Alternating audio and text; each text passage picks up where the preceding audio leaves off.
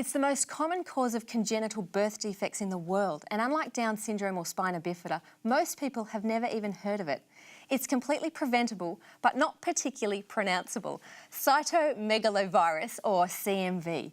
Has anyone here heard of it? Nah. It's crazy. How have we not heard of this? Well, the name might be one thing. Well, that's true. But I haven't even heard of CMV either. Like, it's just not something... I've had 3 kids and my doctor didn't mention it. It's, you know, all the other ones were mentioned and we had tests for them.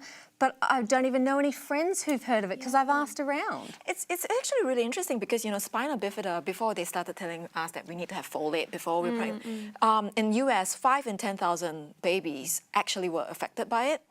Wow. So that sounds a lot. But right now, CMV, 1 in 100. Wow. And still, That's crazy. nothing. Yeah. What struck me most is that the testimonies of various women online who have children with this disorder, they take the babies to the doctor and the doctors don't know what's wrong with them. They don't actually know about this virus, and that's what struck me. Well, the interesting thing is they have flu-like symptoms, so you don't necessarily know that that's it. Fair enough. But the real damage comes when someone who's pregnant gets CMV for the first time while they're pregnant, because it can actually go through to the baby. Wow. Yeah. I think that the results, or what they've seen, is that the babies that have this condition, they have deafness sometimes, they have microcephaly, which we usually hear about with Zika virus. Like when Zika virus was just coming on the scene, that's what everyone talked about, was the babies with the smaller heads. But there are more babies having this condition with CMV. But I do have a bit... Now, I'm not saying that all these cases aren't tragic. Like, you know, with these children dying, it's horrible. But yet, at the same time, if we are made aware of every virus in the world, that's going to affect everybody. Are we just going to be paralyzed? This is one of the most common ones. Like, I was reading that, you know, 85% of people up to the age of 40 have it and they just don't know it because it doesn't necessarily affect you as an adult. You don't always recognise the symptoms of it, but it's so easily passed on to someone else, so through saliva, through coughing, you know, through touching, through breast milk even. Well, it could be because CMV is also, it's a herpes-like virus, so I think we have all heard of herpes. Yeah. And I mean, speaking of this, there is something I'm really passionate about that's related to this, and it's people kissing babies.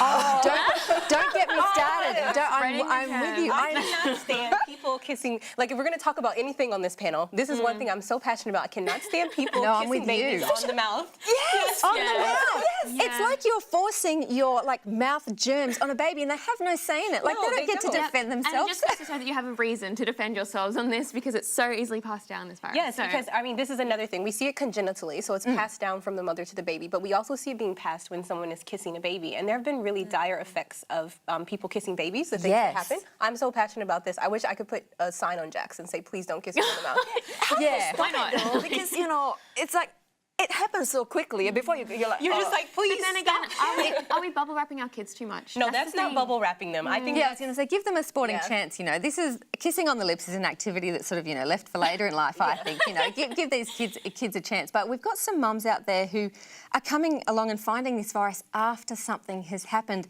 And how can I don't know how you could spread the word. Excuse the pun, spread the word of this a bit better because it's not coming through the medical system either. Yeah, well, I don't really have an answer for that, but I do think that, you know, at the end of the day, there's so many viruses, there's so many things that you need to be worried about. At the end of the day, there is a need to just trust God to a certain extent that He's going to take care of you. I mean, yes, your child might pass away and it's sad, but you still need to trust God that He's going to take care of your child, and the child's a gift from God. Yeah, look, thanks. I think there's so many other things we can talk about. Hopefully we've raised something for everyone, and maybe you can look it up or share with your friends about something like that.